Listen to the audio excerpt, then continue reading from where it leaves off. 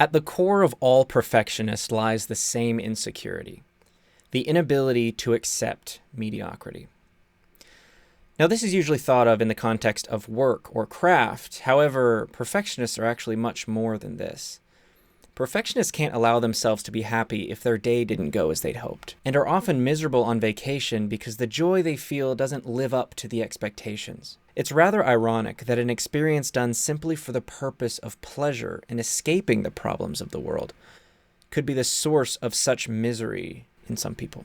Regarding personal goals, this insecurity can manifest in many different ways and look entirely different from person to person. One perfectionist may make it their life's duty to master a craft, while another perfectionist may crumble under the pressure they've imposed upon themselves and never even attempt their passion due to a fear of failure. Now, this may be an extreme dichotomy. Varying degrees of these two people are present in the heart of all perfectionists. Whether the struggle is related to body image, practicing music, the ups and downs of everyday life, the insecurity remains the same. It's a damaging habit of unfortunate perspective. Think of a 2-year-old child sitting at a piano. What do you envision? You probably imagine the child aimlessly banging on the keys and making an absolute cacophony of what you would probably call terrible sounds. However, the child does not share your perspective. He's likely smiling, giggling, and having a blast while you are trying not to tear your ears off. What exactly is going on here? Well, from the perspective of the child, there's no such thing as a bad or wrong note. There's no judgment of the sounds, simply the uninhibited freedom of discovery. You and the child are listening to the exact same sounds, however, you're having a completely different experience. Now imagine yourself attempting to play Mozart. Even with 1,000 times the skill level of a 2-year-old, you are incredibly frustrated with the slight rhythm inconsistencies, 1 or 2 missed notes, and general lack of perfection. All you can see is the gap between perfection and your mediocre abilities. You judge the unpleasant sounds as wrong and bad and reject them the way you'd reject a rotten piece of expired chicken that could make you sick. In reality, there's nothing inherently wrong with a sound. It's simply the perception of vibration. It's not good or bad, right or wrong. It simply is. This non-judgmental passion for experience is the reason children are capable of learning so quickly. Not only is this mindset incredibly common in children, it's also necessary for their development. When a child is learning its native language, the child will pronounce words wrong, use improper grammar, and blurt out sentences that frankly make no sense at all. But toddlers mustn't be constantly worried about looking stupid, because if they were, they'd never practice and they'd never learn. This is one of the reasons why it's so hard to learn a new language as an adult, because adults will judge themselves so harshly for making mistakes, and will be less likely to risk saying something that may sound nonsensical or uneducated. Whereas a child would quite confidently tell you about how we watched a movie and the dinosaurs was talking to me because I like dinosaurs. Why you have no hair? And then promptly pick his nose in front of the guests. It's funny to say, but we can actually learn from toddlers. Now you might say, if I become accepting of my mediocrity, won't I just lose the motivation to improve? This is completely false. If this was true, children would never grow up and never learn. Toddlers did not learn to walk because they suddenly became afraid of crawling, but because they simply seek discovery and wonder. Babies and toddlers learn so quickly because of this fact, not in spite of it.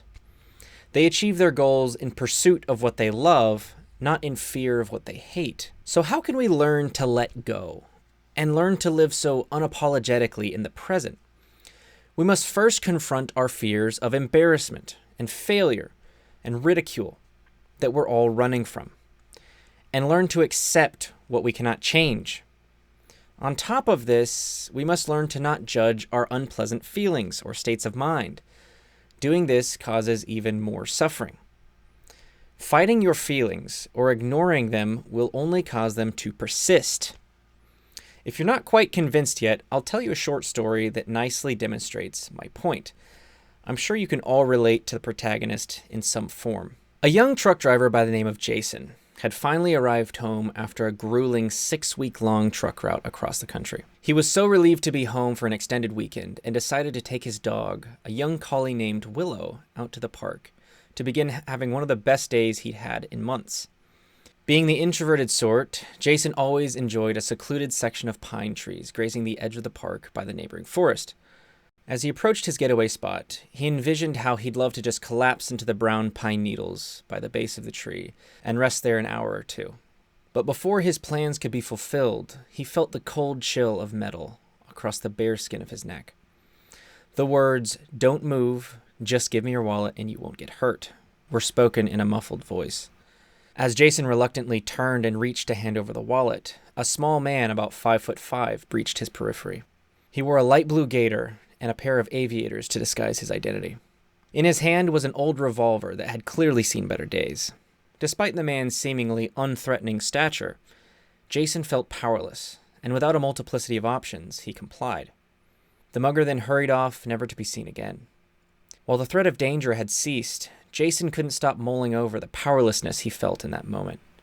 He wondered how he could have prevented this occurrence, or fought back. Why did I even go to the park? The one time I have to relax, and this happens. Now I just feel awful. These unpleasant feelings persisted in Jason's mind his entire drive home. He was determined to eradicate these bad feelings as quickly as possible, as he didn't want to waste his entire free weekend at home feeling down. But the more he tried to ignore them or think positively, his mind would flood with visions of being robbed, being made to look weak, feelings of helplessness, anger, and hatred. This man was significantly smaller than me. I could have beaten him on equal grounds. He only wins because he doesn't play life fair. Jason hated that he couldn't control the situation, nor the way he felt about it, causing him to exude destructive behavior, wrecking his apartment in a fit of rage. As Jason wrestled with his mind, hour after hour, he became increasingly exhausted. The emotional battle was taking a toll on him, and he couldn't continue to fight any longer.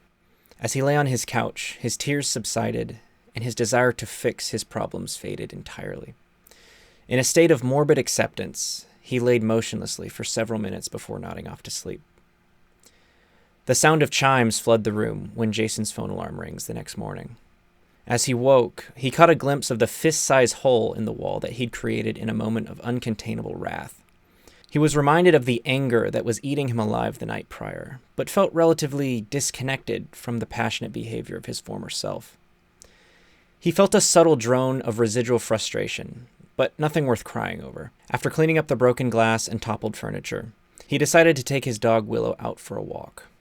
Reluctant to visit the park again, Jason opted for a trip around the block. Although Jason's traumatizing experience still haunted him to some degree, the pain slowly subsided over the next few days until it became a distant memory. Though Jason's case was a bit dramatic, I'm sure you can relate to some degree the kind of struggle that he was going through. So what can we learn from this story? Well, notice that through his emotional episodes, Jason refused to accept his reality. He didn't want to feel those unpleasant feelings, looking for every way to ignore them and control his reality in ways that were impossible. He wanted to change the past. He couldn't bear to think that he'd been taken advantage of in that way. He couldn't live with the idea that he'd been made to look so helpless. The more he tried to fight it, the more it consumed him. Once Jason became physically exhausted, he lost the ability to care or the desire to fight. His ego began to melt away, and he gave up. It wasn't that his unpleasant feelings had subsided, it was only his desire to fight them that had ceased. It was in this moment that Jason became capable of healing. Once he woke up the next day, most of his feelings had diminished significantly, and he decided to begin again. Now, I am by no means suggesting that you should bring yourself to the brink of exhaustion to heal your trauma. This story simply demonstrates that if you're not willing to accept what you cannot change, your body will eventually grow tired and weak, and you'll have no other choice.